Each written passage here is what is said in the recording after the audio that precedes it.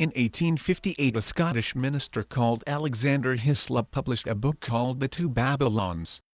The book's basic teaching is that modern Christianity, in its more ritualistic form, as evidenced within Roman Catholicism and Eastern Orthodoxy, is entirely pagan and can be traced back to the worship of Nimrod and Semiramis, and to the very worst of ancient pagan practices.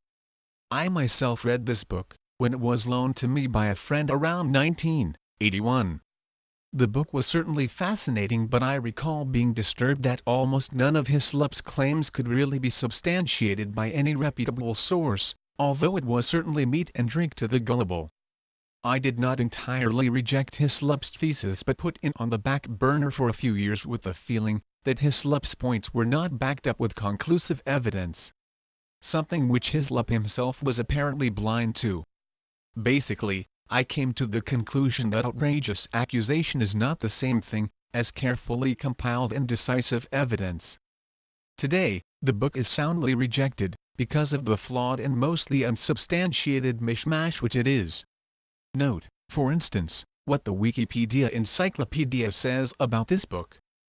The book has been severely criticized for its lack of evidence, and in many cases its contradiction of the existing evidence. For instance, the Roman state religion, before Christianity, did not worship a central mother goddess, and Jupiter was never called Jupiter pure.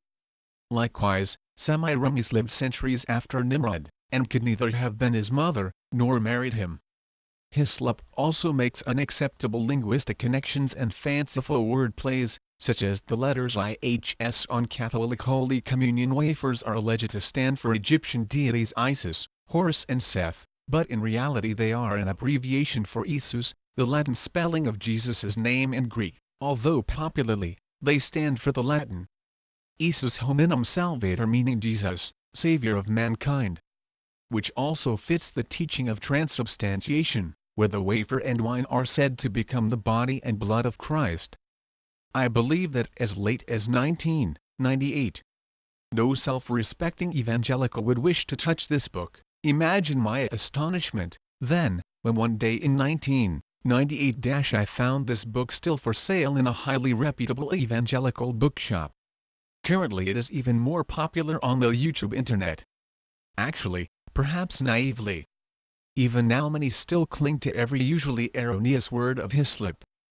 Originally influenced by this error-strewn book, Ralph Woodrow wrote Babylon Mystery Religion.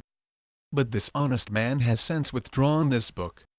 An action which has caused him much financial loss, because of his later honest acceptance of Hislop's flaws. To see Woodrow's frank and honest admission about his Hislop-inspired book and about the errors of Hislop, go to. Here is just one brief quote from Woodrow's article, to help us to note the flawed reasoning, which Hislop so often used, and which spread to the cults and sects. Some claim that round objects, such as round communion wafers, are symbols of the sun god. But they fail to mention that the very manna given by God was round. Some are ready to condemn all pillars and historical monuments as pagan. But they fail to take into account that the Lord himself appeared as a pillar of fire, and, in front of his temple, there were two large pillars. I am not going to go further into the errors of Hislop here, but would commend Woodrow's article to all, plus the book, which he has now written, The Babylon Connection, to help put right freely admitted earlier errors. Sadly, even now in November 2005, when I did a Google search for The Two Babylons and Alexander Hislop, the first 15 pages which came up were overwhelmingly in support of Hislop's position. Most of these pages were from the websites of the cults and sects, but some extreme fundamentalists were also represented.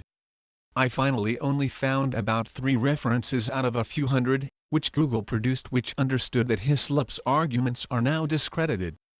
Please be aware that in rejecting Hislop's wild claims about Roman Catholicism, I am in no way defending error where it is present within Romanist doctrine. Indeed, my whole internet ministry is based on exposing theological error, wherever it may be found, but I believe that it is vital for Christian apologetics and counter-cult ministries, to ensure that they carefully substantiate all claims,